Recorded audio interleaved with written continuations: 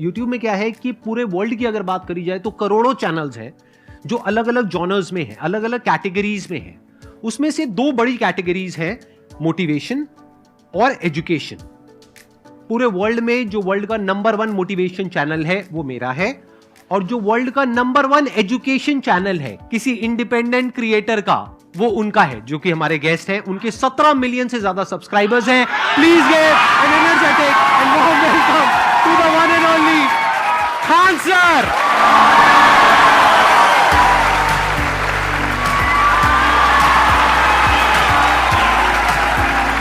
क्या हाल चाल जी, कैसे हैं आप?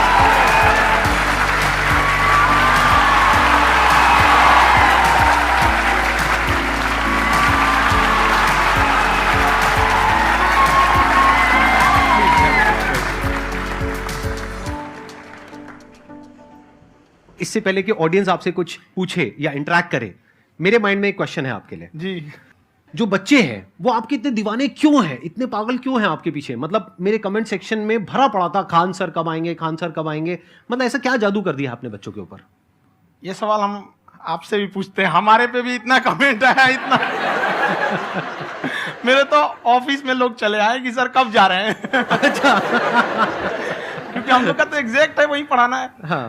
तो देखिए, हम लोग का मेन है कि बच्चों को जो जरूरत रहती है कि अगर लड़का पढ़ने आ रहा है ना, उसके मन में कोई डाउट ना रह जाए। हम उसको कहते हैं कि हम तुम्हें पढ़ा रहे हैं, दम है तो भूल के दिखाओ, याद करके नहीं।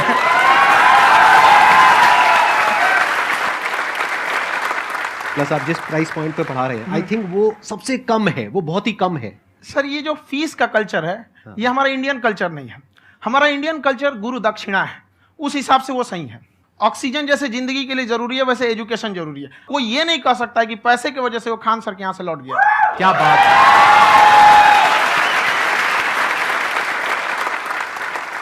मैंने देखा कि आपका ये जो चैनल है कि ये पिछले 3 साल के अंदर अंदर ही ग्रो किया है। हमको जब चैनल शुरू हुआ तो ये एक दिन में हम 4-5 वीडियो बनाए। एक हमको कुछ आता, आज भी नहीं आता इतना, तो हम देख के कैमरा वैमरा तो हम कंफ्यूज हो गए, बाप रे। तो हम एक ही दिन में वीडियो शूट किया, पढ़ाने वाला टॉपिक था हमको। उसके बाद कभी वीडियो नहीं, 6-7 वीडियो एक ही बार शूट कर लिए। और एक जो थे जिनका कैमरा वगैरह था, मेरे पास कैमरे भी नहीं थे उस टाइम, और कैमरा 35,000 का था, तो 6 महीना इसी में लग गया। जो 35,000 इसी में फंस जाएगा। तो उनके कैमरे से शूट किए, उन्होंने कोई चार्ज लिया, उसके बाद हम छोड़ ही दिए।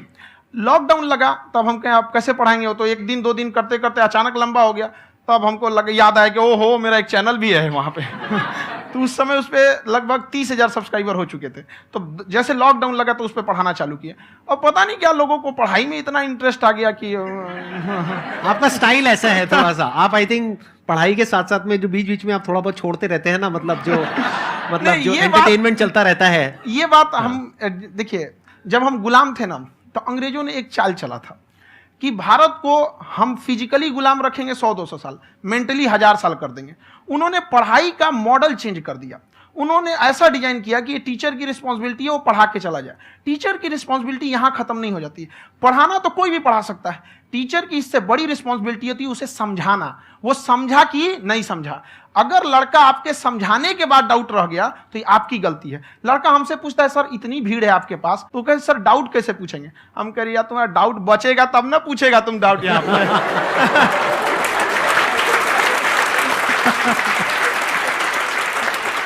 कॉन्फिडेंस नेक्स्ट लेवल है खान सर का, मानना पड़ेगा। और शायद यही वजह है इनकी जो ग्रोथ है उसका। किसी ने शायद सपने में भी नहीं सोचा होगा कि पिछले 2 साल के अंदर अंदर जो आपके चैनल की ग्रोथ हुई है, जैसे आप खुद ही बता रहे हैं कि लॉकडाउन के टाइम पे आपके 30,000 के करीब सब्सक्राइबर्स थे, आज की डेट में 17 मिलियन है। और मेरा एक क्वेश्चन और है, इससे पहले कि ऑडियंस में से आपसे कोई क्वेश्चन पूछे, कि कई बार आप ऐसे भी टॉपिक्स टच करते हैं जो थोड़े से कंट्रोवर्शियल हैं या थोड़े से सेंसिटिव हैं, जिसके ऊपर बात करने की हिम्मत आई थिंक बहुत ही कम लोगों में है। तो आपको कभी ये नहीं लगता है कि कहीं ज्यादा तो नहीं हो रहा है, इसको थोड़ा रोक देते हैं, थोड़ा कम कर देते हैं? क्योंकि कोई लाइन ही नहीं है वैसे तो बोलने को, तो आप कुछ भी बोल दो, कितना भी बोल दो। हुई है कंट्रोवर्सी बहुत बार। एक्चुअली बचपन से हमको फौज में जाना था, और फौज वालों के लिए ये सब मायने नहीं रखता। उसको करना है मतलब करना है, तुम सामने कुछ भी रहो, डजंट मैटर।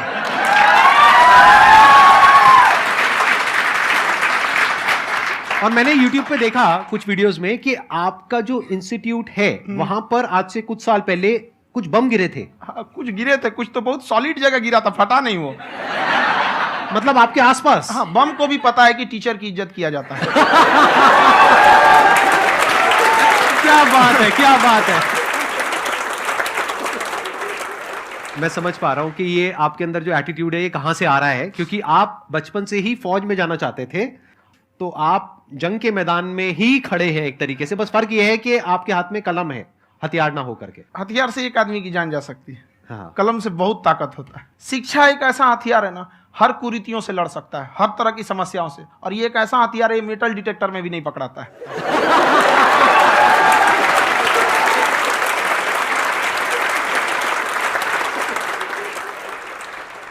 मेरा क्वेश्चन ये है कि अभी प्राइवेट ऑर्गेनाइजेशंस में पीटने का, पनिशमेंट का ये सिस्टम जो है खत्म हो गया है। हम आपके वीडियो में देखे हैं सर कि आप एक बड़ा सा रोल रखे रहते हैं, पुलिस है ना? वाला लाठी है वो, पुलिस वाला लाठी है, और स्टेज पे बुला के बच्चों को उसी से धुनाई शुरू कर देते हैं मस्त एकदम से, है ना? तो सर मतलब कि बच्चे मतलब कि डरते नहीं हैं आपसे, और इस तरीके से कैसे कनेक्टेड हैं आपसे, है ना? और एक और क्वेश्चन सर, यूपीएससी का जो आप अपना बैच स्टार्ट करने वाले हैं, ठीक है, उसके बारे में बताइए सर, क्योंकि मुझे मतलब कुछ इशू करना है सर, ठीक है? और संदीप सर को देख लिए, मेरा तो वैसे ही हो जाना है।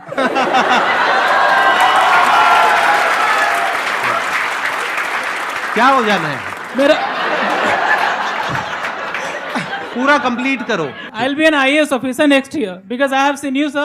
My day is like complete, sir. All the best. Thank you so much, sir. Thank you. पूरा बोला करो। Thank you.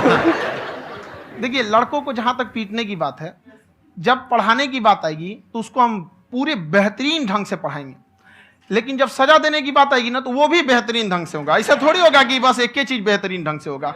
और डर का होना बहुत जरूरी है। ये डर भी अपने आप में एक मोटिवेशन है, क्योंकि जब आपके अंदर एक थोड़ा सा डर रहे ना, तो डर के भागिए मत। एक ऐसा डर जिसको आप लगे कि नहीं नहीं थोड़ा सा और करने की जरूरत है, फिर तो ये हम इसको क्रॉस कर जाएंगे यहाँ पर। तो लड़कों के अंदर ये डर बनाना भी जरूरी रहता है। और रही बात यूपीएससी वाले की, जो आपने बोला, बहुत सारे लड़के वेट कर रहे हैं यूपीएससी की, क्योंकि 2-2.5 लाख फीस सारे लोग एफोर्ड नहीं कर सकते। और हमारा वही रहता है, हम तो ज्यादातर हमारे स्टूडेंट देखेंगे तो किसी के रिक्शा वाला, सब्जी वाला, यही लोग, इनको तो 2.5 लाख रुपया, इनके पास पूरी संपत्ति नहीं होती है, फीस कहाँ से भरेंगे वहां पे, उसके बाद रहेंगे कहाँ से? तो ऑल ओवर इंडिया से, कश्मीर से कन्याकुमारी तक, गरीब से गरीब भी लड़का उसको पढ़ सकता है। यही कुछ 1000 रुपये मंथली, 12-14 हजार साल का पड़ेगा, खत्म हो जाएगा इतना में।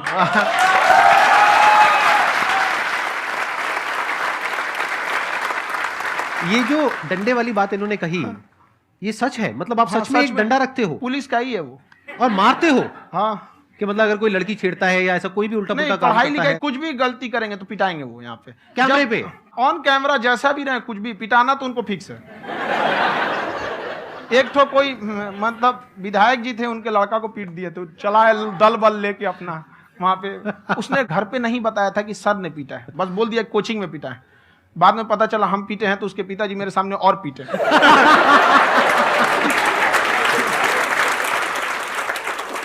सर आपका सबसे बड़ा डर क्या है, आप दोनों का? फौजी को डरे नहीं लगता है। बाकी अफसर से पूछिए।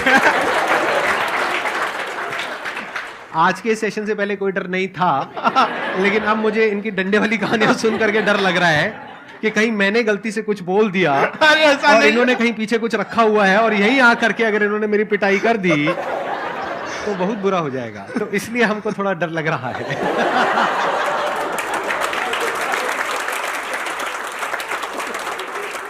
आपकी डेली कितने घंटे क्लासेस होती हैं? 6-7 घंटे। अभी भी खुद ही करते हो आप? हाँ, खुद ही हमारे classes स्टाफ करते हो? परेशान रहते हैं। हम 1:30-2 बजे सोते हैं, सुबह 6 बजे उठ जाते हैं, परेशान रहते हैं। यार इतना क्यों करते हो, है ना? कभी तो उनको भी साथ साथ लगना पड़ता है ना? उनको साथ साथ लगना पड़ता है। हम जग गए हैं तो कोई सोया थोड़ी रहेगा, परेशान रहते, दिन में सोते ही नहीं है बेचारा, कहीं कहीं जाके सोते रहता है। तो हम सीट बांध दिए कि भाई तुम इस समय सो जाना, तुम इधर सो जाना। आपकी शादी हो गई है नहीं हुई है अभी? मेरी खुशहाली देख के आप आइडिया लगा सकते हैं।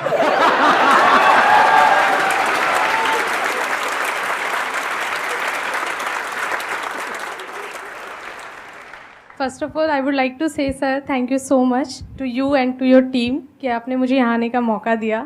एंड सर अब तक मैंने आपको सिर्फ फ़ोन या लैपटॉप में ही देखा है दोनों को, आज फर्स्ट टाइम लाइव देख रही हूँ तो बहुत अच्छा लग रहा है।